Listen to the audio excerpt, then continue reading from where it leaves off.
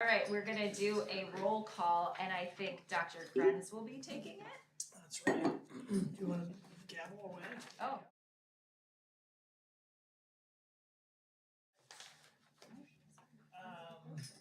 Bell Jordan? Here. Glickman? Monagro's absent. Roth? Here. Shear? Absent. Sturbitz? Here. Orshaw? Here. All right, now this is our public comment section. We will begin the public participation portion of our meeting. We have a 5-minute time limit for speakers, and we ask that you respect that time limit. I am still going to read all this out loud because we do have an online public comment. This is an opportunity for the board to hear from our community, and we appreciate everyone who comes out to provide us feedback. Please understand that this is not a time for dialogue, and the board will not be addressing the speaker's comments. We remind everyone of the expectations set forth in Board Policy 830 that all people who offer comments during public participation and those who are here to listen act in civil and non-disruptive manner. We take our roles in guiding our young learners seriously and expect that the grown-ups in this community will speak respectfully in this room. There may be issues related to individuals or private matters that are best addressed in other forums, and we ask that you consider that before comments are made. We remind everyone that our administration is available for assistance, and you can also address the board through email or letter. Jeff will be reading the public comment that was submitted online. I will. We have one public comment that was submitted prior to the meeting by a gentleman named David Delka. Says, David Delka, I am a community member, not currently a parent. Please ignore the previous submission as the previous version was not spell checked after the dictation. Please read this into the record if I am not present, as I may not be there due to a medical procedure. I request that this be read into the record if I am not present. Since the end of the era of virtual schooling earlier this decade, our community has had a severe problem with rude parents driving unsafely, aggressively, and texting while driving by Jane Stenson School. This is causing an unacceptable traffic jam that is inconveniencing the community and preventing fire and police response due to gridlocked roads. Our subdivision has only 4 roads in and out, so when you block 2 inconsistently, it creates a large egress impairment. We need a large and immediate reduction in the dangerous and insane SUV traffic, verbal insults when people are honked at for blocking the road, abuse of the Sequoia Park parking lot, and immediate installation of a stop sign at the south end of the alley. According to Skokie Police Officer Kremens, District 69 handles this problem infinitely better, and the principal stands outside every day and communicates what is unacceptable. Why can't District 68 leadership act in the same responsible manner? We can and must do better. We need to set a goal of 99% of students arriving via walking or a school bus. The 1% is my best guess of the handicapped population. Please forgive my educated guess if it is off, not only for the traffic issues, but because it is the only appropriate thing to do environmentally and for carbon emissions. Having hundreds of SUVs idling near the school day after day is simply unacceptable and toxic to the community and students alike. Former District 219 School Board member Joe Nowick states that all students should have access to free bus service and that the problem we're having should not exist. We request a meeting with several school board members from 2:45 to 3:30 p.m. a day school is in session at Jane Stenson. Thank you for your time and action to correct this concern. All right, thank you. Yep. Now we're going to move on to superintendent's report. So our first item this evening is an award and recognition. We have a small speech plan for this. It's for our PTA School of Excellence awardees at Jane Stenson Elementary School.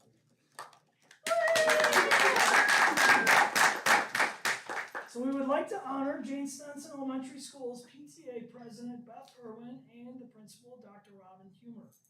The Skokie School District Administration and the Board of Education proudly recognize and congratulate the Jane Stenson Elementary PTA for earning the prestigious designation of 24-26 National PTA School of Excellence.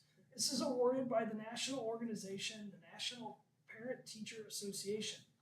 On August 5th, 2025, the National PTA announced 330 PTAs across the nation in schools and Europe for their exceptional commitment to building partnerships between families and schools that enrich both the educational experience and the overall well-being of all students.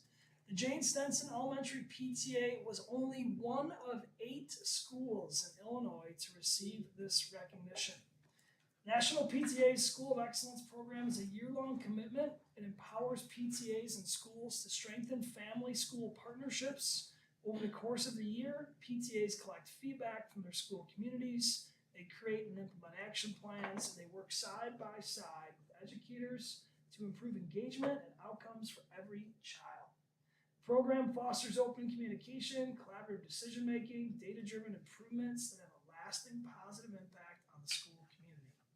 The administration and Board of Ed extend their heartfelt appreciation to you, Beth Irwin, and you, Dr. Robin Humer, and the entire Jane Stenson Elementary School community for your dedication to excellence, family engagement, and student success. Your leadership has brought national recognition to our district and your school, and your work reflects the very best of our district's mission and values. Congratulations so much. Beth, we don't know each other, and I will tell you that when Robin speaks of you, it's nice to meet you and see you because you sound like you could not exist. Because she says so many amazing things and really talks of just constant actions, improvements, engagements. I mean, literally every time I see her, she says, well, my PTA president's just amazing. So clearly you are, and thank you so much for receiving the recognition, being here tonight, and just doing everything you do for the school and the community. On behalf of everyone, it really is an honor. So thank you so much. You're here. Congrats, Beth. That's awesome. All right. You wanted to what? Speech. I know I don't have time, but I did bring coloring sheets that say in diversity there is unity and there is strength. And that's really saying DEI is not a dirty word with our PTA, and that's why we have the national recognition. And so I'm putting this here to share. And I also wanted to just really briefly say that the National PTA has grant funding that is now announced, and they're closing that on the September 25th. We've been recipients the last 2 years, and I'm happy to share any tips and if anyone wants to learn how to make a grant, it's really easy. They give you all the tips. And they give $1,500 to your school. Easy. That's great. That's So, awesome. Yeah. happy to help all the other schools, however we can. Appreciate that. Thank you. We'll absolutely keep what you have, and honestly, sometimes we use things like that in the office, even just when we have students in. So appreciate that for sure. Yeah. Thank you so much. Thanks again. Congrats again. Appreciate it. Thank you, Beth. And thank you because now I'm here, I'm just gonna say, we couldn't do this without our principal, honestly. Like it's the connection with Dr. Humer and our teachers, like supporting us and supporting the PTA, and it's the collaboration. It cannot exist. It is Parent-Teacher Association. We cannot do this without each other working together. And so I just really am grateful that you brought us here to show that we can all, I think, shine and show each other how we shine, and just keep trying. Absolutely.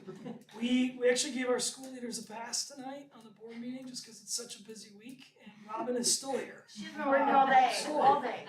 So we're gonna leave now. The commitment is there. But we do appreciate it. Thank you for the partnership again, both of you. It's awesome. Thanks so much.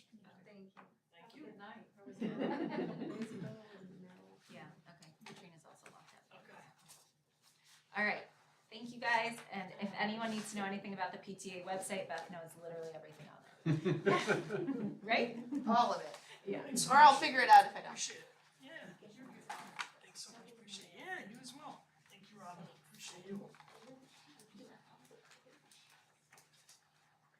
right.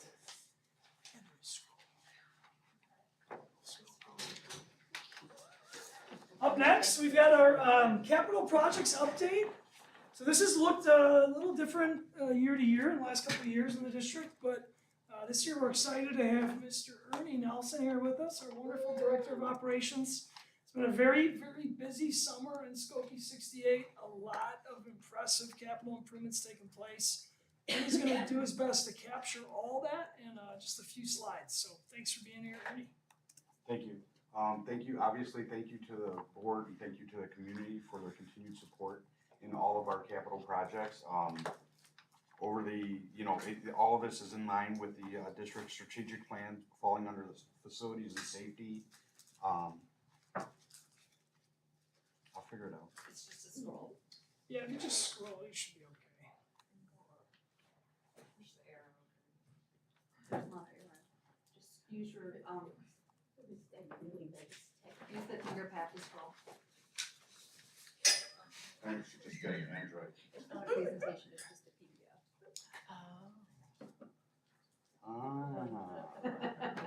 It's the force. So this is in line with the district strategic plan falling under the facilities and safety. Over the course of the last 7 years, this matrix was put together. It represents everything that the school's done, with the exception of stuff that we've done this year at Highland Elementary School. I'll save everybody the time, but a lot of the bigger projects are obviously the geothermal system, HVAC system upgrades and roofing upgrades that we've done. And then we'll fall into the stuff that we've done at Highland. If I really take a minute and you could think of like renovation projects you've done in your house, whether that's a bathroom or a kitchen remodel, multiply that by 100 and then throw in a 10-week timeline on that. The project work that was completed at Highland this year was basically a head-to-toe renovation project. One of the bigger ones was the HVAC system, so we had to go in and entirely remove the entire HVAC system that was in place, which included all the piping and everything associated with it. Installation of the geothermal systems, which is a field of pipe that leads into our building, utilizing the consistent ground temperature to heat and cool our facilities. This picture represents one of the mechanical rooms associated with that system. It looks similar to a furnace at your house, but it is using, there's a heat pump in this furnace, so to speak, in this piece of equipment, and it is taking that ground temperature and utilizing it to heat and cool the inside of our buildings. Part of the other projects that we were doing this summer is, the top left was all new casework or cabinetry. The top right is the bookshelves that were installed, new bookshelves. We installed air conditioning in the gymnasium at Highland Elementary School. The bottom right corner is a main hall of that facility. You can see that there is no ceiling, there are no light fixtures, and we had to saw cut the concrete and install new sewer lines, which leads us into that's basically the gist of what was done over at Highland Elementary School. We also started our early childhood center project here right next door. The top picture, obviously, that was only taken a few days ago, approximately a week and a half ago. But you can see that the front parking lot has actually been installed and it will be ready for staff on the first day of school. They just lined it today. The bottom picture is of a storm structure that is underneath the parking lot. It's because we've significantly reduced the amount of green space utilizing the soccer field that was here. We had to, and we're increasing our hard surface because of MWRD. We had to put in a storm detention structure, and we're utilizing the area underneath the parking lot to do that. The next picture is of the actual drill field for the geothermal system. Each one of those snake-looking things, tubes coming out of the ground, go down 500 feet to the consistent ground temperature, which is between 52 and 55 degrees. This is a picture of what the finished product will look like, the front of the Early Childhood Center. And then this is the renderings of the playground equipment that we were planning on putting there. And then obviously last year, the board approved our 10-year health and life safety audit. These audits are done every 10 years and have to be performed by a licensed architect or engineer. They're to protect the students and staff. And there's a timeline on it. All urgent items need to be done and corrected within a year. And then the others within a 5-year time period. Happy to announce that pretty much all of our urgent are done, and everything else at our elementary schools has been done. We have a few that need to be addressed at Old Orchard, but no urgent. All of our urgent issues have been corrected through our renovation projects. And then obviously teamwork makes the dream work. We have an amazing team. Our facilities represent that, and we obviously teamwork makes the dream work. We can't do it ourselves. So thank you very much. Thank you, Ernie. Ernie said it best. The team is incredible. They are working just extremely hard right now. We've deployed almost all of our custodial team members to Highland just to help get it up and ready for the start of the year. But the work really is impressive. The staff has been very grateful. Quieter conditions in the classrooms. You can feel the excitement around what the building looks like. It's also amazing to see the collaboration from our school leaders who all work with each other. It started at Stenson. Robin did her best to then coach, Brian through some of the challenges last year as relates to Devonshire. And then the same thing now with Dr. Bradley. Karen's been, able to lean on those two for support along the way. OJH had more of the work as you saw on that grid in 2020 with a couple of updates that are sort of the start. But also, we've got furniture upgrades that are coming in still along the way also. It's just amazing to work and be a part of this community and to see the resources get to our students, and it's exceptional to say the least. So thanks, Ernie, for helping make sure everything's done on time. I know it's not always easy, but you've been doing a great job, so appreciate that. Up next, I think we've got just a brief overview of our educational audit. Is that right? Okay. I'm actually going to go to the podium for this one. We have a couple of slides for you this evening.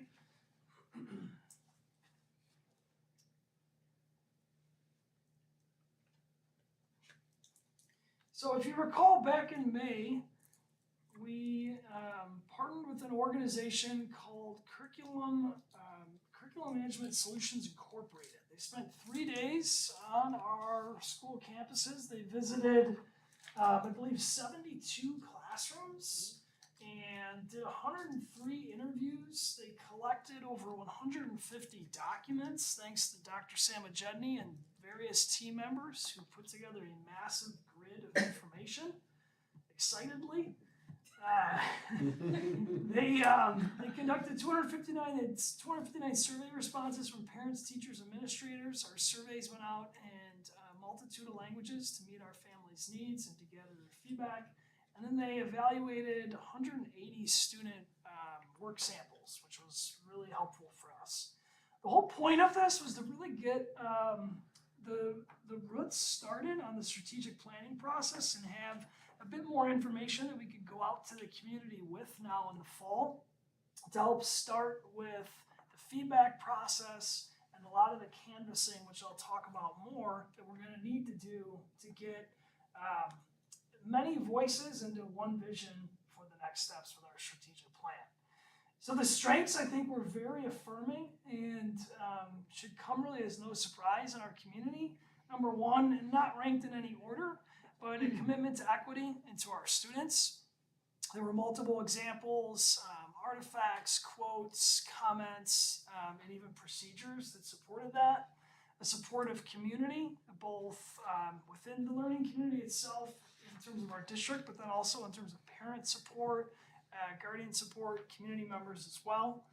Stable and collaborative leadership. They talked about how rituals exist and procedures are there to help maintain a lot of the continuity with some of that. establish collaborative processes. We have strong PLCs, professional learning communities, and that was highlighted throughout as well. Robust finances, we all are recognizing that, especially even just seeing after what Ernie presented the last several years. And then good facilities, which they use the adjective good. I think it's more than good. It's excellent, but I think it was them moving fast on providing this. We have only right now a several page summary. We are awaiting likely an over 200-page report that they'll be giving us this fall. But they came up with 6 recommendations based on really like 10 findings that they broke out into 5 subsets. And the first recommendation was to establish a clear, equity-focused vision for student learning and engagement that guides strategic planning and operations. A lot of their feedback focused on shifting equity from not just a culture and climate conversation, but to a classroom and a student learning, as well as an outcomes-based definition. So we've already started some of that work with how we're going to utilize our school improvement planning process this year and into the next. But a lot more to come on this as we report out from departments this year, as well as the strategic plan process. Number 2, focused on designing curriculum that prioritizes and sequences high-level learning with strong support for implementation through quality resources and strategies. So things like guaranteed and viable curriculum, a lot of the work that the district has already done, now taking that a step further and making sure that there's professional learning aligned to it, making sure that expectations are high, but also followed by supportive structures for our students as well as our staff.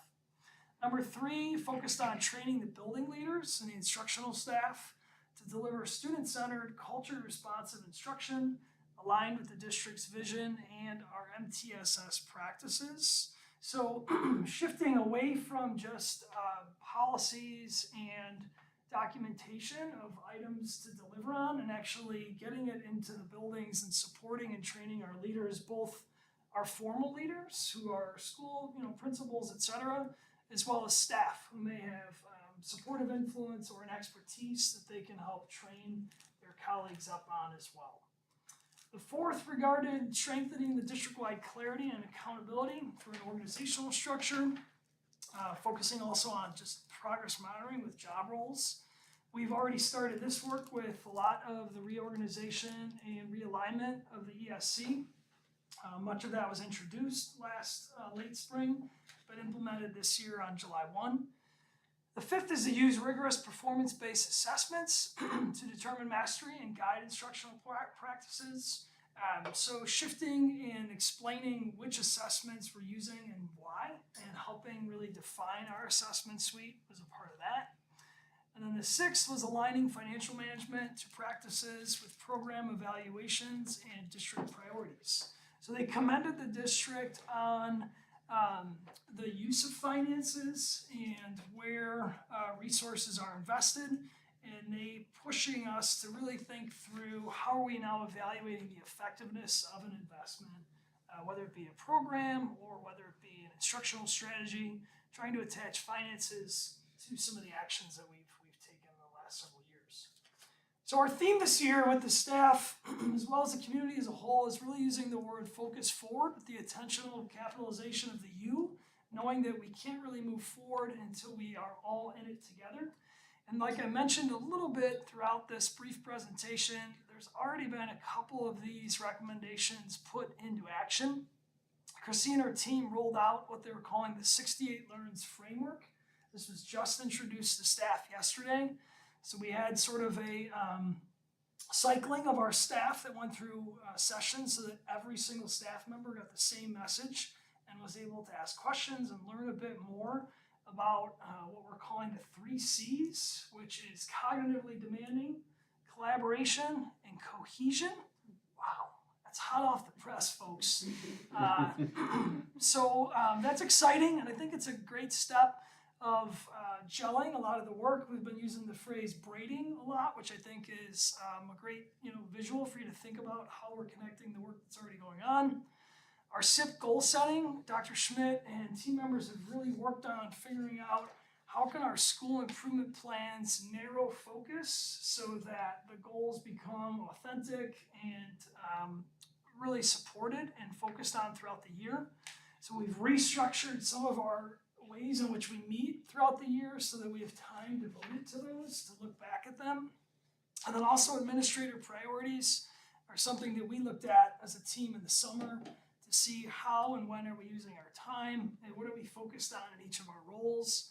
Are there any areas of duplication, or do we need to continue to sort anything out with regard to our positions? The other piece is just to involve staff in the actual findings. Tried to do that yesterday, but like any good teacher, I overplanned and didn't have enough time. So we're going to revisit that with the staff in September, and we're going to actually walk them through some of the initial findings from the audit, gain their feedback, and that will be a really great launch pad for the strategic plan itself. When you hear a little bit more in a later section from the recommended partner, they want us to do more of this, what they're calling sort of canvassing within our learning community. And I think the audit's going to really set us up for success with that. And then the last piece is to share recommendations with the broader community. So when we launch into strategic planning, several of these recommendations you saw very briefly tonight will be brought out back in things like focus groups, potentially even incorporated into initial surveys, so that our community sees what several experts acknowledged going on physically in the classrooms, and they can give additional input, feedback, suggestions around those as well.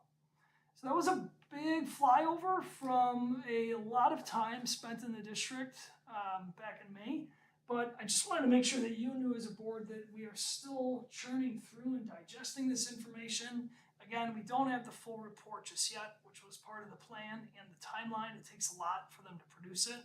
The executive summary has already led to major focus for us this summer as administrators as we plan this all out, and then it's going to definitely guide the strategic plan next steps as well. Any questions about anything, feedback along the way?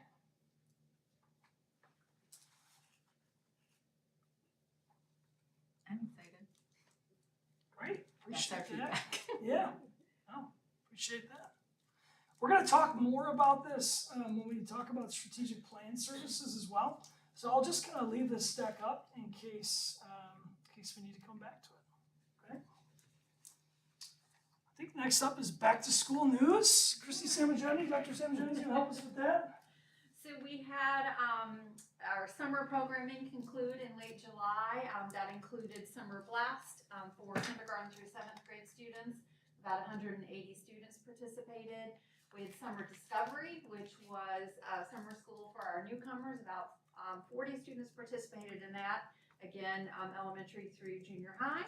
And then we also had our summer instrumental music program with a little over 100 students that participated at the junior high with band and orchestra.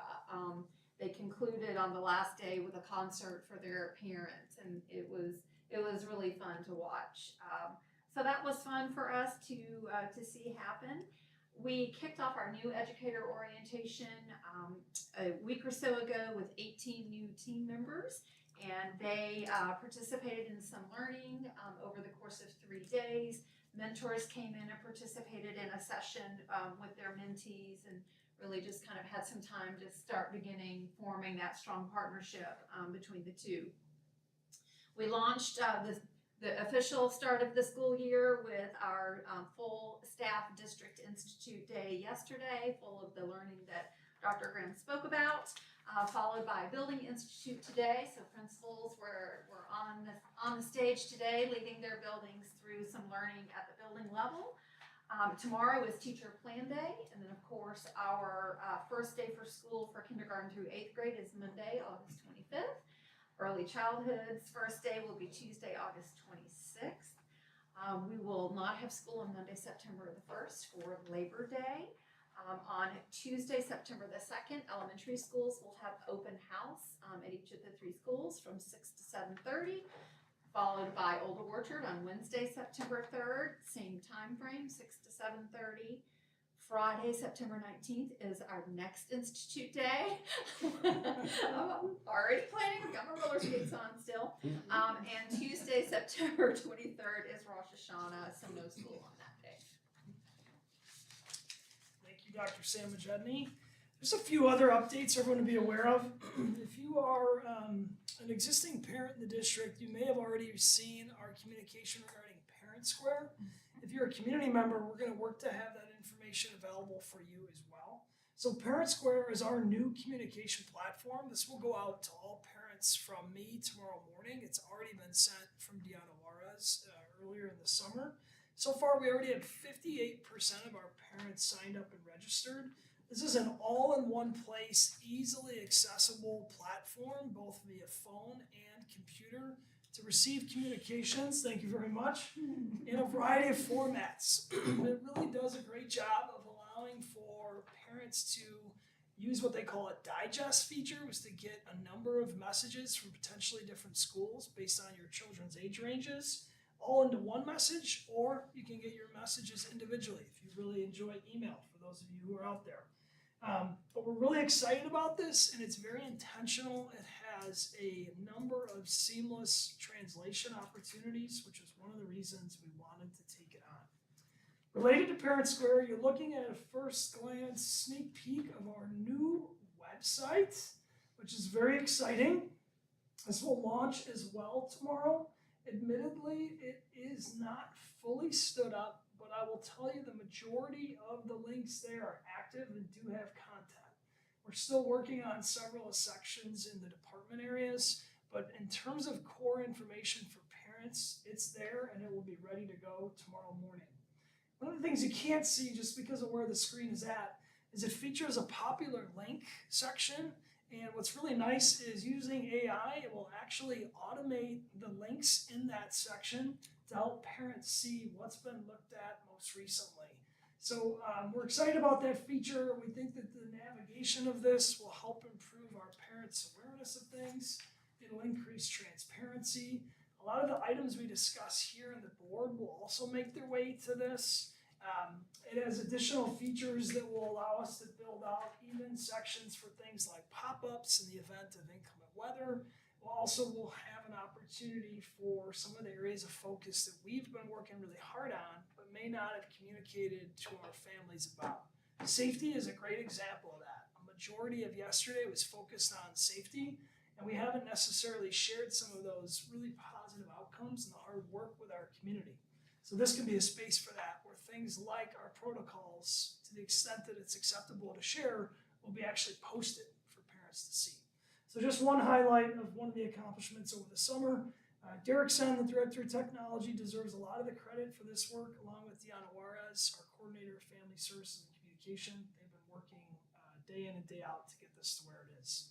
We also have an updated Student Parent Guardian Handbook that also will be sent out tomorrow morning.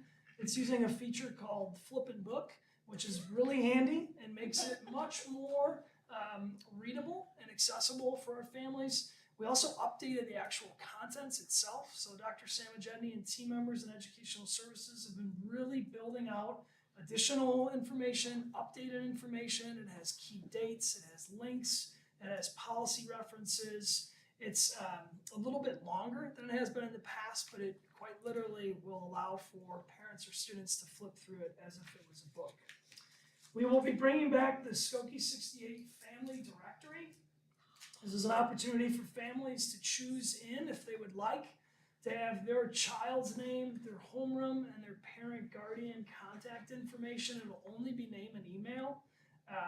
And that's an opt-in only for families if they want information to be shared with other families and vice versa. So that also will go out tomorrow.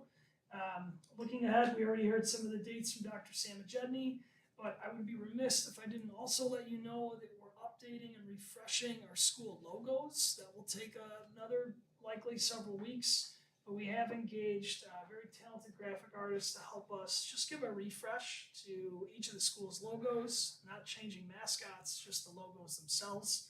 It's also going to help with our branding and outreach efforts, so there'll be consistency across the district.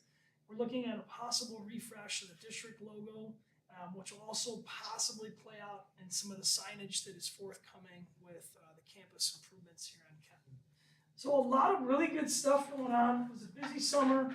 the team is still standing. But I think we're looking forward to, ironically, September and October, which can oftentimes surprisingly be a bit of a calmer time of year for the administrators. But I really do appreciate everyone's hard work. It's really playing out in a lot of these just awesome outcomes. So excited to be here and be a part of it. I think that is everything on the updates. Schedule of board reports. Schedule of board reports, yes. We have an annual item here in which the board receives a very tentative listing of topics to discuss at our board meetings together. Some of these required, things like the budget approval, etc. Others optional and just a structural opportunity for us. One of the changes that I'd like to make for this year for us is to shift from a school highlight at each meeting. We'll obviously keep the focus on students as well as celebrating our staff and our parents, but I do think we have an opportunity to give more input to the board and to the community about some of the departmental work that's going on, and then absolutely with our strategic plan. So what you'll see, it's a public document, is in the opening section of our board meetings, there is a rotation of school, department, strategic plan, school, department, strategic plan. And the goal here is to really just help inform in a transparent way as well as in a celebratory way all the great stuff that's happening. We rolled out a bunch of technology this week and it deserves to be celebrated and talked about to our staff with new devices and things like that. Like I mentioned, a ton of things are happening with safety that are really great and proactive. So an opportunity for us to highlight that. So that's one shift. Board President Warshaw has helped with us making sure that we've got a preparation section for board members to do a little bit of homework in advance of those board meetings. It's not too rigorous, don't worry. But there's some readings, there's some resources from IASB and other organizations that will help make sure everyone's informed and feeling confident about any items that require a vote or input as well. I think that's really the only shift in terms of the layout. A lot of the other items have existed, like I mentioned, just due to need based on the time of year. But that is in the board packet as well. Any comments, feedback, anything on the board topics? I really like the idea of not necessarily shifting away from the building level reports, because they're always really nice. But there's a lot of units that I think highlighting some of the work that they do in the overall scaffold, right, for the district, to carve out time to highlight those, I think is really excellent. So thank you for that. Thanks. I don't know that was my idea, so I can't take credit for it. But I think it's going to help us keep you all informed and also, like I said, celebrate the positivity of things taking place. And create cohesion with the new strategic plan. Yes, absolutely. So yeah, that will come up when we talk about strategic planning, but the level of board involvement in that will absolutely increase. The recommended partner that we want to work with has talked extensively about the integral work of the board in that plan. And also the reason that I'd like to recommend this provider is that they are going to really work with us, not just in the first year, but if you approve it in the second year as well, to monitor the plan and actually to have us even physically reporting out on it. So I think there's a lot of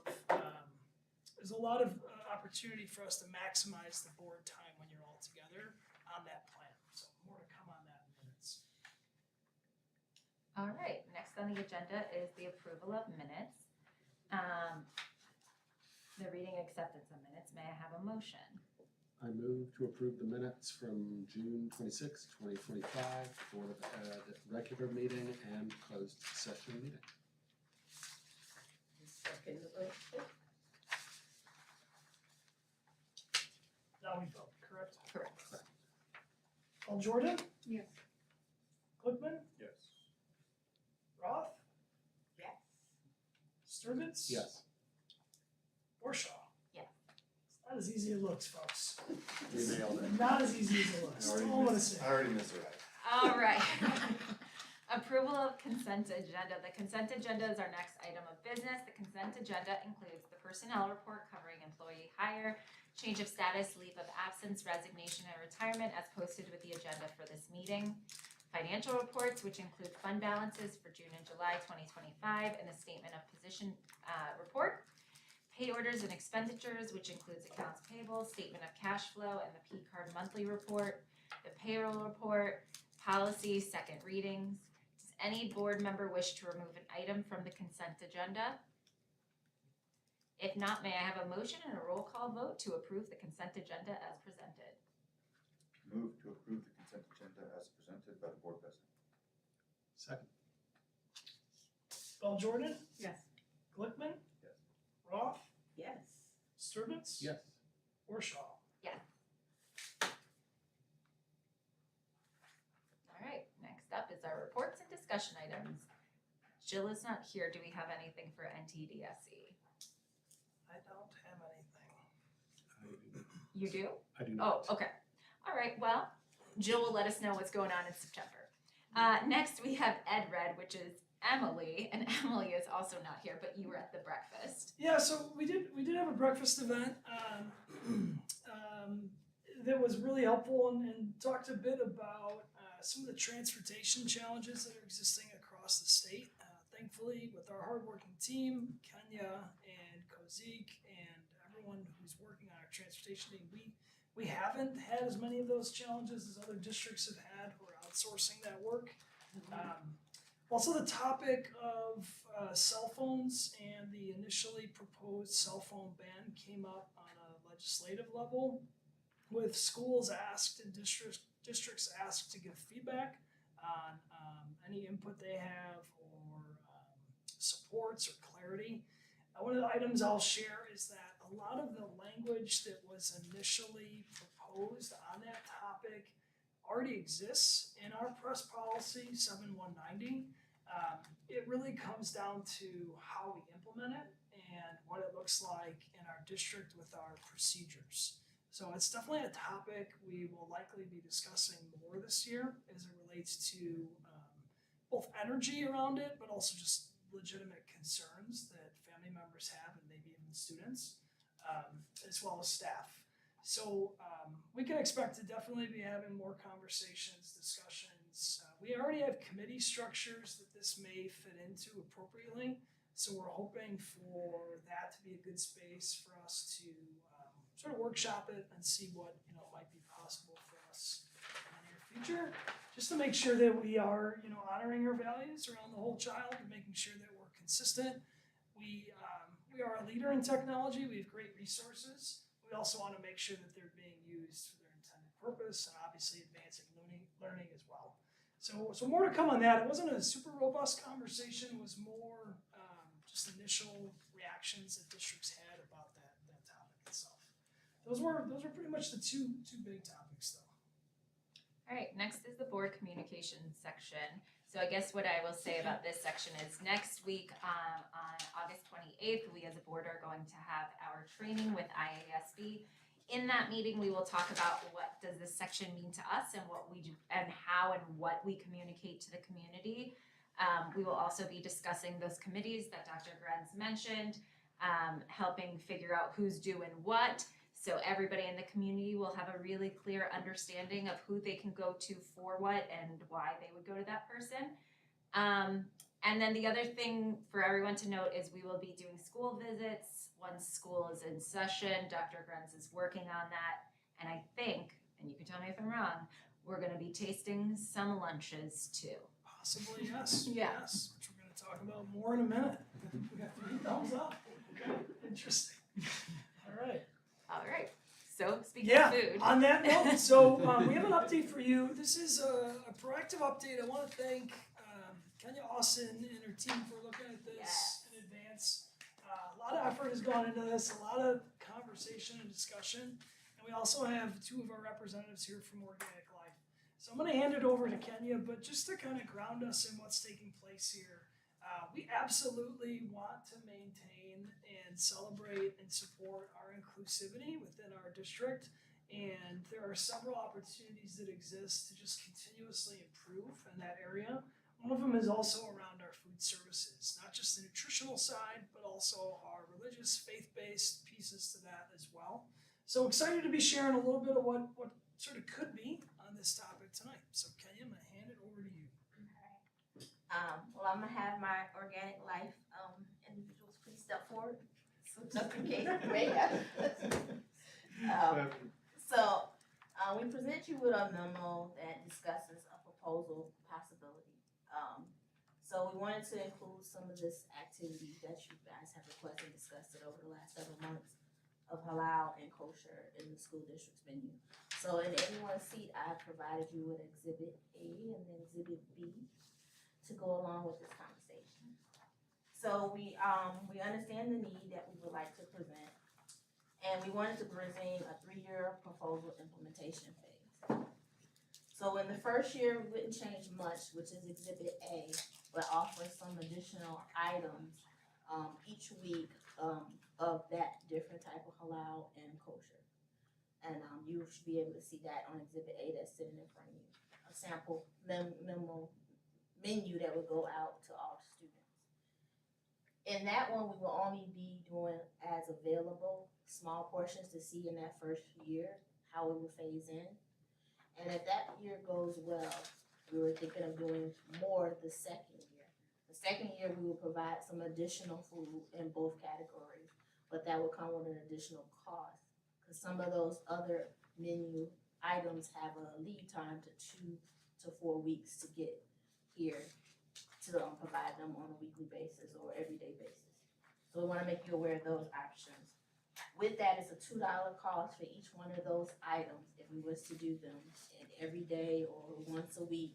And that will be a cost to the district if we implement it prior to getting approval from the state. Even though this is a hot discussion with the state, we just got an application to do the amendment if we want to move forward with this type of thing. But I don't know how long that would take to process. So we will be fully funding this for all of our students up front, and having the parents pay the additional charges for the parents that pay full cost. Right now, we're currently 49% free and roughly almost 7% reduced. So we have to take that in consideration. That will be a full cost to us if we do not get approved by the state. In the third year, we propose doing prepackaged kosher, but the prepackaged kosher is Exhibit B, and that is $10 a meal on top of our regular cost. So it will be very inexpensive to do so, and I've also gave some scenarios on the second page of the memo of those costs in the third year, roughly, to come up with that allocation for us to do that. So I won't go over all of it in detail, but we did 10% of the population in this chart, so you can see how much it would cost for just 10% of the population. And our last area, but not least, is the silverware that we've been talking about for the last couple of months, moving from plastic to compostable. Well, they discontinued the sporks, so we would have to buy forks and spoons. So I've given you a cost factor for just forks, and it is 5 cents per fork, compared to our 1 cent that we pay now for the plastic. So we have that number as well. We use roughly a case a day, which is 1,000, and that's how much we use a day that we would have to supply with the forks and spoons if we choose to go to compostable. And I know Dr. Grant talked about the nutritional rules, since we are part of the state national lunch program, and I would like Organic Life to speak on that. If you have any questions about the requirements to be a part of the state programs, that we have guidance that we have to follow, rules that we have to abide by. So I understand we might want to offer more, but we only can do so much within a certain time frame of each week of nutritional guidelines required by us being part of the state program. So if you have any questions for him on that part, he's here to speak on that if you like. And then I think Omar wanted to speak on behalf of Organic Life with a thank you. Did you still want to do that today?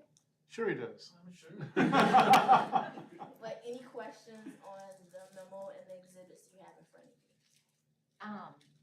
Question about the silverware.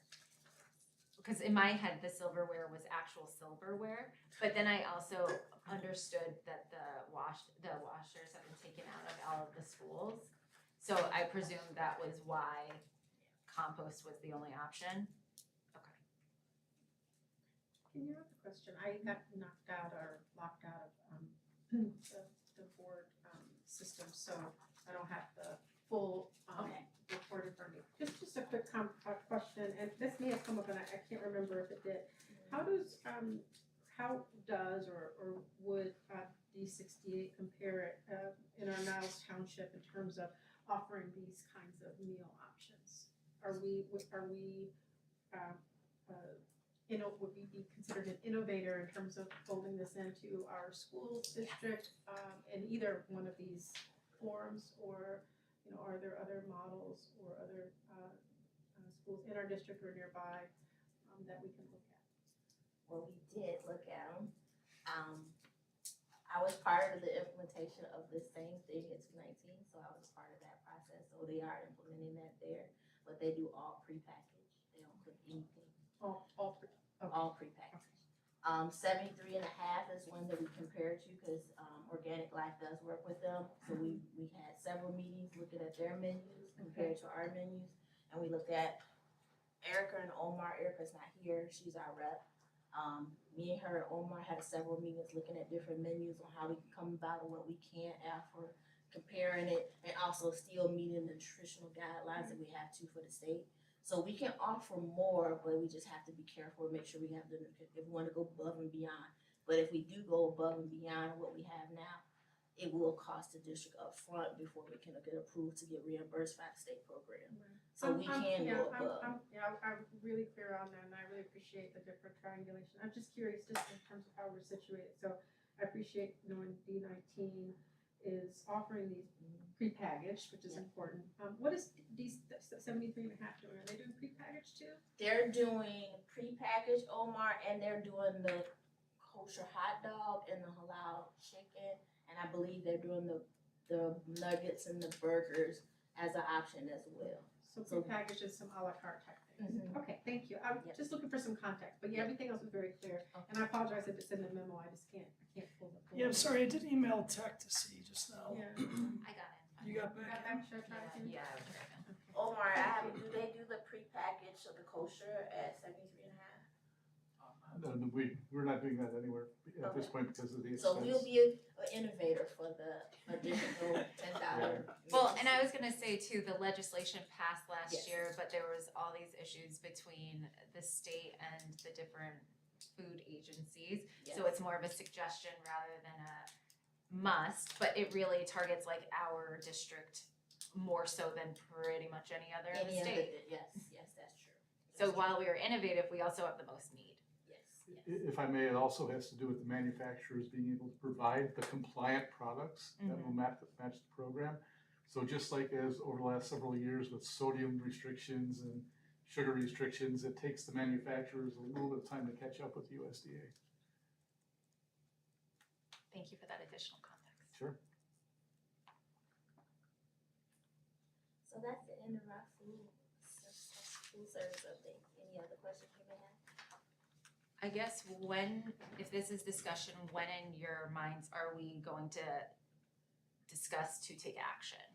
Yeah, so I think if there's if there's interest from the board Yes. to further pursue it would help us before investing more time into like actually the budget. Yeah. I think also looking at the budget, and I'll let you Kenya chime in terms of when you think that information is needed, because that will be presented in September. That'll be presented next month.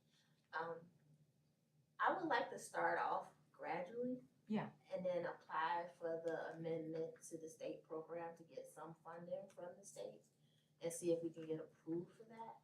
And then maybe move forward with the next phase of additional items, maybe twice a week or 3 times a week or something like that. And then see if it goes well and we get high participation, have some data behind it when we initiate it the first time.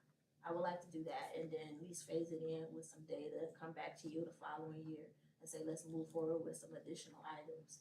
And then look at some true costs of that for maybe half of our population.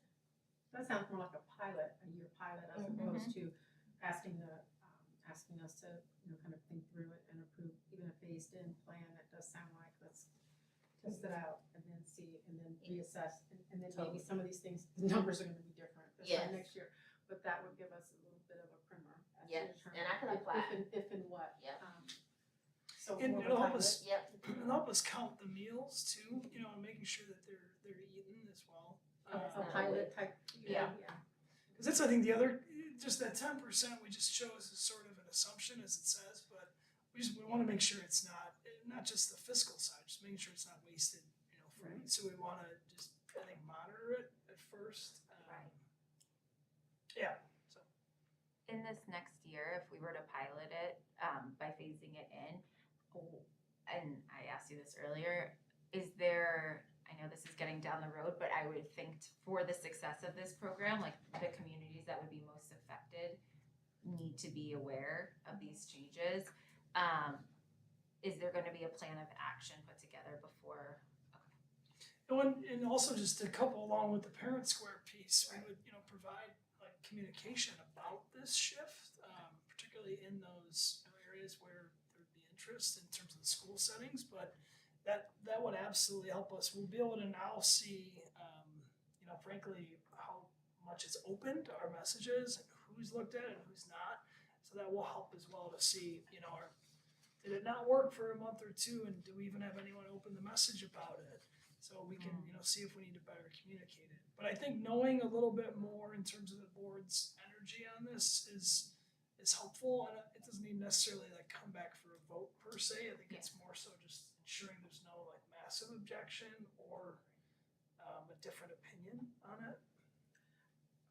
I would be interested in a pilot. I'm not necessarily ready to think about a phased-in approach. Just want to be clear that I was asking about maybe a year pilot, so that we could determine if we had need, had interest, had the finances, and then a return next year to this kind of conversation around a phased-in approach. That's what I was asking, if that was an option. Which is different than going straight to a phased-in approach. So I just could be wanna make the sure. year Isn't one. that what that is? That Yeah, that's could what be the year year- one it could be is, the year yeah. One could be the. Yeah, this reads to me as a phased-in approach, that we're moving in that direction, and that's different than a pilot. So I'm just asking if that is an option to consider. So the year two, that so in a minute we're gonna vote for and approve or hopefully approve the lunch fees themselves. So should the year two develop after that year one row, the board would need to vote on that in terms of the lunch fees. So I think to what you're seeking would exist with year one. Anything additional that would incur cost, anything for the community, the board would have to vote on that in that second year. So I think that what everyone sounds like they're seeking is there on that first row, whereas approval formally would need to occur for year two, if that makes sense. So there's not, board loose consensus tonight does not mean that there's agreement to follow that chart. It just means that we want to continue on with the year one row, if that makes sense. Which is exactly what Exhibit A is, the sample of what we would present. In year one. And a communication plan, so Yeah. that we have fair data. Yeah. Not halfway through the year, I didn't know. Yeah, And we don't have real data. And the items that we added to that menu are things that we can get now versus the lag time for the other emails for 2 to 4 weeks. So that would be a great opportunity to start it right now, right in September, and then have that to ready to go and see how it pilots and promote and survey it. And without any shock, one of the most popular links from our parents, from also in our parent community outreach learning team that we did last year, was the school menus. So in the middle of the new website, the third icon that shows out, there's no spork, but there is a fork and a knife. Way to stay current. Thank you. But there is that menu piece that will really be front and center. So we want families to be able to access that more easily. But we would absolutely be marketing the fact that we're doing this to the families. I think I learned a new word. Sport. You never heard of a sport? Spoon and fork. It's spoon and fork together. Okay, all I have to do is see it, okay, thank you. Got it. Like a camping utensil. Twister. And also, I mean, I think it'd be pretty easy as we go into the strategic plan, as we're pulling in all these different community partners and members, to have them as liaisons to the communities that would be most affected. Kenny, do you need a little bit more in terms of the silverware conversation piece? Do we wanna move forward with the compostable, cause I have to order that? Just to know if we're interested in that additional cost. I don't know that this counts as an action item that we're voting on. This would be Yeah. the administration's decision, Yeah, but I let's- can tell you, Yep. I'm leery Okay. of making that switch. It's the kind of thing I think that once you switch, it'd be kind of hard to go back on. And it's already gonna be about a $7,000 outlay the first year, and I could see that increasing. And that was just the fork. The fork. Everybody loves a fork, but yeah, so I I mean, would pass it. So because it's not a formal action item, I do think one thing I just want to bring up, we may not have, and I don't want to speak for the schools on this, because that's one of the more irritating things a superintendent can do. But we may not have gone in and actually looked to see how can we possibly be more conservative with our actual like disposal and grabbing. You know, just being more conscious myself, even in a restaurant setting, you know, watching a child of mine grab, you know, a stack of napkins. Like, hey, do we really need all of those?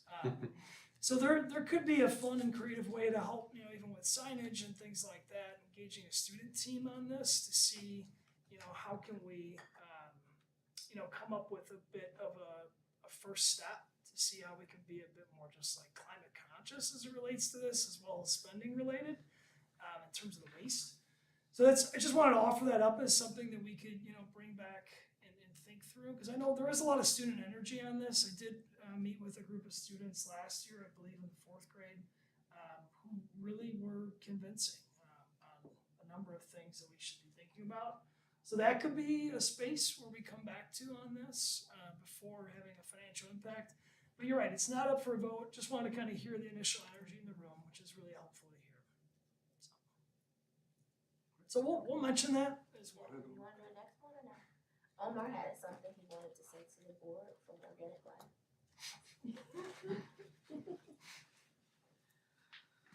Good evening. My name is Omar Barraza. On behalf of Organic Life, we just want to give thanks for letting us be part of this amazing district. It's being in Skokie 68. It's incredible. It's a privilege. We're deeply thankful to be among a community with a superintendent, CFO, school board, parents who are deeply invested in the well-being and success of their children. On behalf of the entire Organic Life team, we want to say thank you for your trust and support. Hoping everyone had a great summer and we're ready to get the ball rolling. Thank you.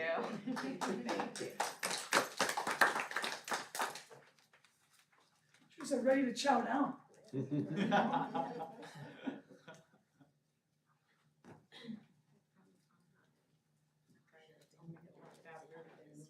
Oh, it's still not working? I didn't reset my password. Thank you so much. To send me an email, and I It never got the didn't? email. Okay. Yeah. I don't know what made me so special, but I'm here if there's anything you want to share. Oh wait, did you try the link that Scott sent? He's emailed us a link. Oh, he sent us a new link? Yeah, I tried, sorry. I was trying to get back into the board group that I used to, just looks like we're gonna try again. Okay. All right, next is the Board of Education Policy. What? Oh, you're in? Okay, cool. With his link, thank you, sorry. I was like, wait, what are we in for? I'm sorry to interrupt you, go ahead. Okay, sorry.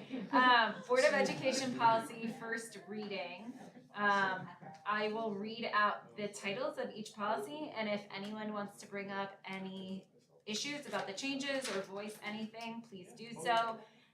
480 accounting and audits, 6150 home and hospital instruction, 6235 access to electronic networks, 750 school admissions and student transfers to and from non-district schools.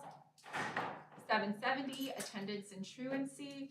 7190, student behavior. 7200, suspension procedures.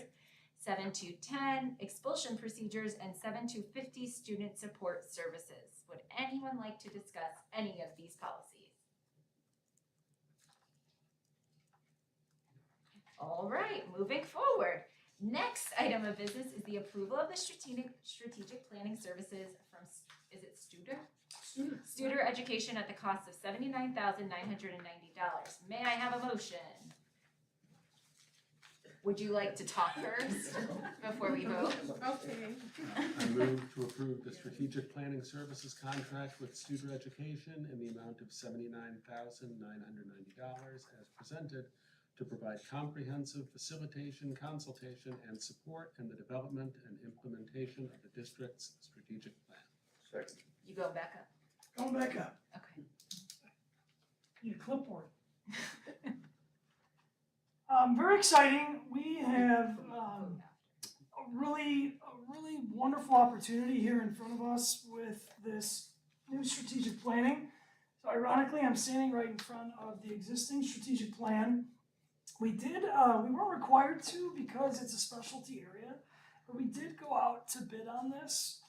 I had 15 providers express interest. Prices ranged from $28,260 all the way to $140,000 for this service. All the bids received are publicly available in the packet as well. A variety of strengths and opportunities from each of these, and really, to be honest, had great ideas from several. What I thought was interesting was many are talking about increased opportunities for communication and engagement across school communities, which is definitely something we're interested in. But the one that stood out the most is from an organization called Studer Education. And they did provide an additional series of slides. This is not my slide or my deck, but I do want to highlight some of what they would provide us if we choose to utilize them. So first off, they work with a number of organizations across the United States, several in Illinois. Wilmette and Winnetka are the closest. We have done reference checks on this provider and have talked with other superintendents and districts who've used them. I've also received positive feedback informally from board members in the district that is pursuing and working with Studer as well. They've been around for several of years and have even crunched the numbers on the students that they've served as well. I'll skip over some of the higher level information, but what I thought was interesting about them is that they are not just here to build out the strategic plan. This would actually be at a minimum, just financially it would be a 2-year commitment. But the work of their organization would be something that would potentially steer the district for the next 3 to 5 years with their actual connection to us physically for 2 of those 3 to 5 years. And I think that's really important because in my experience, many strategic plans are built and then they find themselves on a shelf. They are well-intentioned, they involve the community, but the implementation from at the central office, within the board, and the community's input back to the students, there is a lot of telephone in which that work gets lost. This organization provides what I alluded to earlier, and they have as part of their process what they call an environmental scan. And in my conversations with them, I discussed and shared the recent audit that we just conducted, and that is going to lend itself perfectly into their further analysis and their encouragement of us to take some of that in our outreach out to the community. The other thing you'll notice is they don't just engage in the beginning with the community. They actually gather feedback in that first phase, including things like surveys, focus groups, potentially even larger settings as well, and they encourage my involvement with that as well. And then, after a steering committee is formed, after information is churned and digested and produced into a sizable and digestible plan, it's brought them back to the community to get feedback on as well. So I thought that was kind of a unique process in comparison to many of the other providers. One of the things that Studer emphasizes over and over is that the strategic plan begins and ends with you as the Board of Education. So our idea of shifting these board meeting topics to a rotational basis with the strategic plan showing up at least 3 to 4, and I think it's going to naturally show up even more, fits in perfect with their mindset of the board's involvement. They would absolutely recommend and suggest, which is a best practice, and I believe we've done it here before, that the board formally approve the plan once it's vetted through this staging process as well as within the community's input. They also provide what I've heard feedback on before, which is a scorecard that could serve as an update process for us as a district. So things are here, you'll see on the right, like, well, it's really small, so you may not see it, but it's there. Things like an attendance committee is a possible structure, and them actually attaching that committee to a goal that is then also further delineated to a pillar. These are just samples. This isn't an at a glance, this is not a final product, but it's an artifact amongst products. This is from Winnetka 36. They call this their strategic plan at a glance. It's sort of like a plan on a page, and it allows for what could be the portrait of a graduate section of values, which is a separate document that Winnetka has. And it shows how the elements of the portrait of a graduate or the values of the community make their ways down into working definitions and then actions as well. Their phases are really the 3 that I showed, but it does break it out more, and I mentioned already you'll see surveys in the beginning in that objective stage, but then you'll also see surveys again in stage 3. I also like the idea of the committee presenting the finalized plan to the board for approval, and a lot of consensus throughout, and I think that's where their services would really come into play. Their team is composed of a number of different administrators. They have former teachers as well. Even on the call today that I had with them as a final call, I had a former teacher who is now on their team, as well as a former superintendent and a former principal. They have a number of different services. I don't think all are as applicable to us as the 2 that I'd like to recommend. But one very interesting feature they have is called rounding. This is a process that they use which is designed to help take feedback and actually put it into practice. And they have some alignment to it with retention of staff. I haven't learned enough about it yet, but I thought that that was interesting as we've discussed here. How can we improve and increase our focus on recruitment and retention as well? So 5 on-site strategy sessions of up to 8 hours a day. They would have 3 annual survey rollouts that could happen as well. Those are translatable, and we will be able to leverage our communication skills with that as well. They have online coaching for us, and I think that is going to prove to be very helpful. So that's even like with the administrative team as well.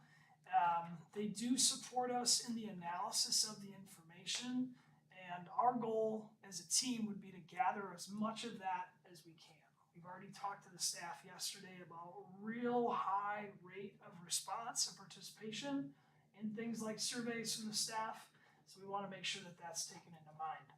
So you'll see that was just year 1. Year 2, they would be again on site for just 2 sessions, but we get to work with them and plan this all out in the beginning. They would also provide online coaching support sessions in that 2nd year, and then they do allow for, again, the collection and the analysis of data from our platform if we choose to go that route as well. The other thing I liked about Studer was that they talked a lot about the priorities becoming more forward-facing and transparent. So our current plan's on the website, it's there. I think we want to absolutely continue to do that.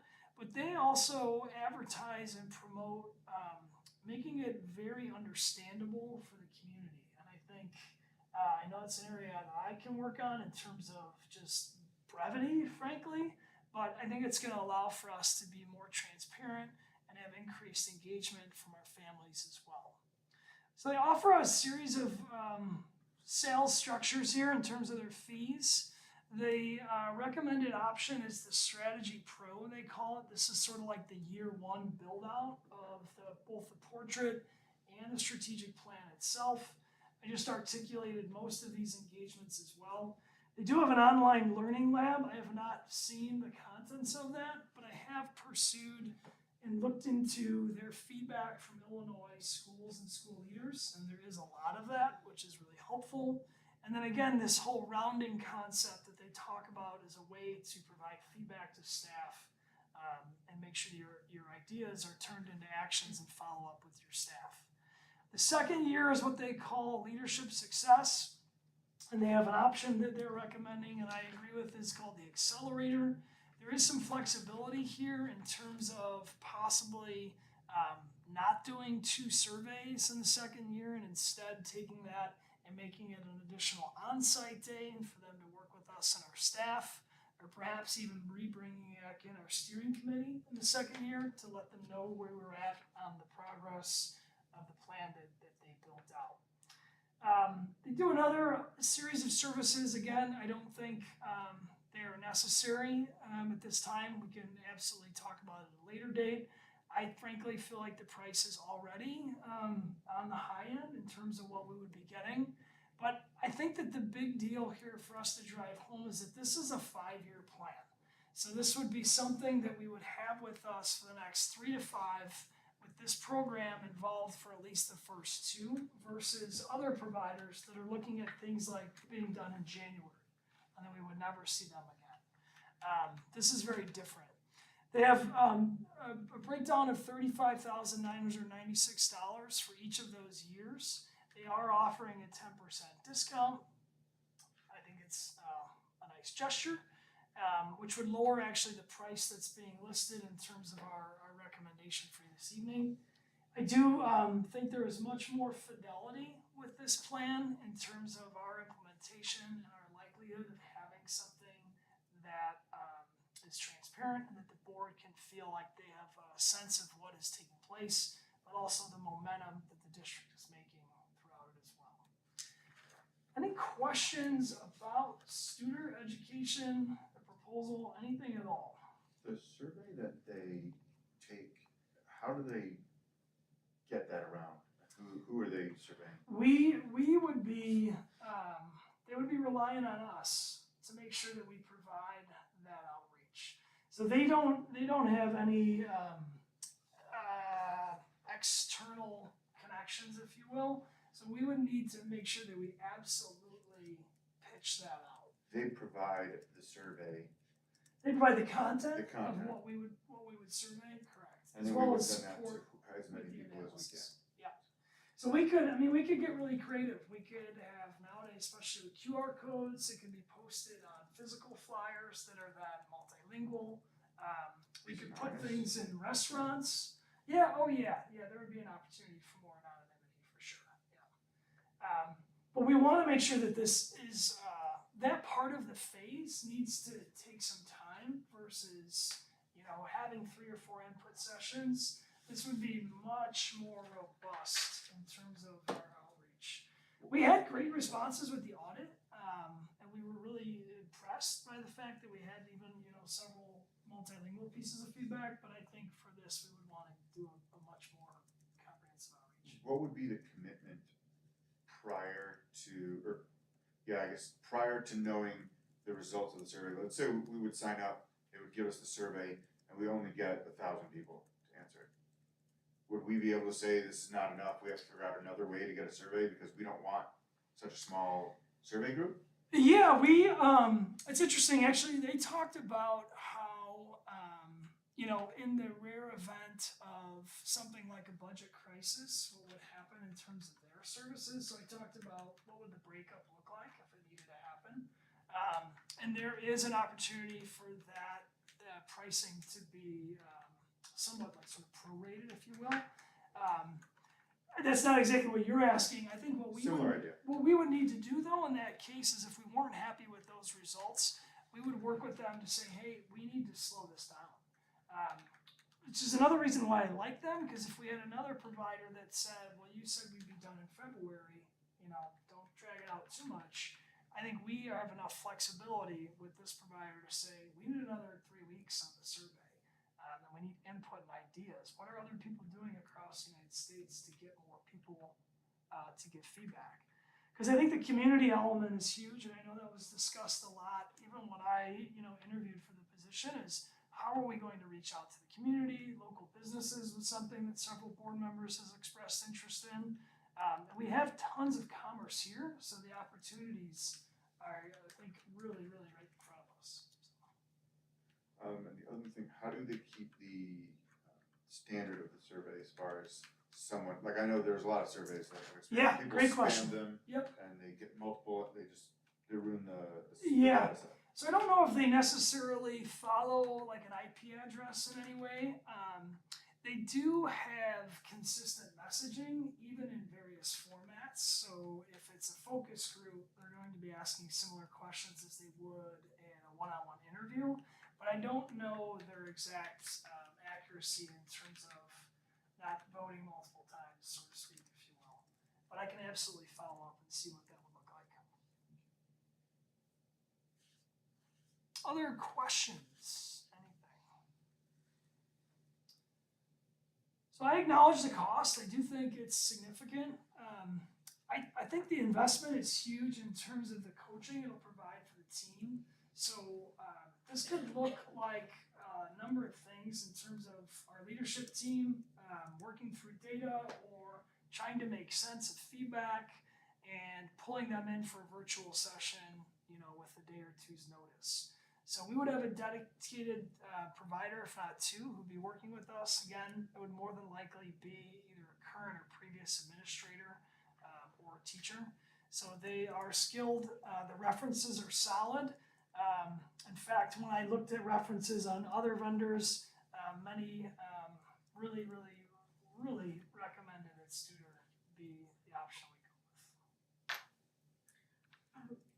Have they been, without giving too much information about the reference checks, are there any other districts or that in Mouse Township or that are similar to ours in terms of the community that we serve, how we're situated, our region, that have used this firm? It's a different kind of reference check. I'm just kind of thinking about Demographics. and just who they know and how they've helped communities like ours develop a plan. Yeah, there's definitely diverse communities listed even just in there, right in front of us. I mean, I'll be honest, I don't think anyone is as diverse as us, with the exception of maybe 69. Our diversity is really unmatchable, but there's definitely diversity within some of those school districts in front of you, and overwhelmingly, I stressed in the outreach and conversations, we need to communicate with our families. We have 70 plus languages. We have to be able to meet them and get their input. So one of the things that they pointed out was, again, that understandability that they have in their resources that they also want to have in our strategic plan. So they talked a lot about avoiding eduspeak and acronyms.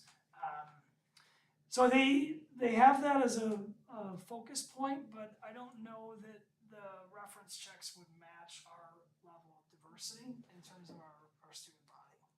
Yeah, and just it's the layers of diversity. So I wasn't necessarily thinking only about ethnic diversity. It's just hard to tell from the partners to what extent some of the things that we already know we value. Yeah, absolutely. This firm values as well in helping us bring out. So that's kind of maybe an intangible for you, Scott, in that way. But it is good feedback, though. We actually talked a lot about we have 9 values, and we talked about how can the portrait help us really prioritize that and not just combine them, but articulate them. And they nodded along and said, yes, that would absolutely be part of the work. You know, how do we bring those values forward so that people know them and they're more aware of them? So the portrait piece I didn't talk about as much tonight. They want to work with us in terms of how and when to have that take place. Does that take place before the strategic plan? Does it take place alongside of it, or does it take place after it? More than likely, it'd be a component to the beginning, you know, helping us understand our values, getting the community's feedback on those values, but it also might just be a part of the digestion of the feedback that we get and going through and seeing where all of that points to. And some of it might be just building off of the canvassing of what we already have. I mean, our 5 focus areas are really strong. They're very common. We see them in a lot of different strategic plan examples that just sometimes becomes more semantics. But their big difference is on the deliverable. So they use this word implementable, which I think was interesting, and that I think is where many school districts struggle, is how do we get this plan into action, and having them there alongside us that second year, to me brings a lot of confidence into the actual investment itself. So I hope that's helpful. Thank you, it is, it just helps you get off the page a little bit, thank you. Also, I was gonna say, Katrina, if I'm understanding you correctly, you're saying when we look at those schools, even Flossmoor, right? Like it is a diverse school, but overwhelmingly there is a subset of a population that's the majority. So I completely hear you, because going to a majority of one population is way easier than the situation we're in. I would imagine, and tell me if I'm wrong, Scott, that, for example, we can partner with the leaders at the MCC and have them reach out to the community members that participate in the Muslim like Sunday schools or whatever it is, to reach those folks in the case that they don't have the abilities to do so. Yeah, I think it's also, I mean, a great example is like we didn't have a sign on the fence as to what we were building when we initially started the building. There's a lot of these small steps that can help us show the community not just that we're here, but what we're doing. So we can absolutely work with Dr. Quadri and the team over at MCC to include some outreach, as well as other community partners. I think we are right at the doorstep of all of this attraction and commerce, just with everything from the mall to local businesses. So even the thing is as small as like flyers, I know that sounds kind of initially potentially old-fashioned. I actually think it could work in terms of getting additional input. But I do want to look into Jeremy's question. I think it was a good one around, you know, who's completing it and, you know, what that frequency might look like. Well, I can definitely appreciate wanting to not just have the support in building something, but in, sounds like when you buy one of those extended warranty plans at the Best Buy. Yep. Right? And you're like, I don't really want to buy this, but you know there's confidence that if you need or want some support, you know, it's already built in. You don't have to go look for it separately. So I definitely appreciate that. And the team needing to be able to, they don't know the questions that they have in year one. Yeah. Those questions sometimes don't come up until year 2. And knowing that you have that continuity of support instead of bringing another team in to help your team with the plan that was developed with another team. Yeah. There's some practicality. Yeah, absolutely. I think it fits really well timing-wise too, and I think my predecessor did a great job setting us up for this in terms of having now even our cadence of board meetings, like working on something that Annie's been discussing around committee membership and seeing which board members would be a part of this on the more operational level in terms of the committee itself, but then bringing it back to all of you throughout the year to make sure that it's followed through with, I think is going to be huge. They did share that, and most said this when I talked to several, the planning of this and the development will extend beyond January in order to do it right. I think I ambitiously, you know, wanted the expiration date of 2025 to be a goal we met, but we're probably going to push into the winter, if not even a little bit into the spring in terms of this. But definitely hitting the ground running, even with an upcoming staff engagement as soon as September as a possibility here. Any other questions? All right. I think you have I have to do roll call. Switch minutes, switch minutes. All right. Let's try this again. Bill Jordan, Yes, Glickman, I think that's the Yeah. question. Roth, Yes. Sturvitz. Yes. Warshaw. Yes. All right, the next item of business is the approval of breakfast and lunch fees for 2025 to 2026. May I have a motion?